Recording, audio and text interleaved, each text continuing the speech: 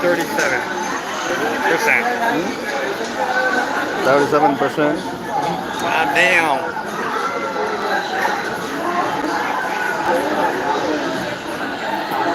But the worst we ever had was in 1964 to 1963 for the 90s. In the 90s. Yeah. Because that's fucking depression. Huh? Also, the depression. When the whole world was fucked. When the whole U.S. was fucked, basically. When was that?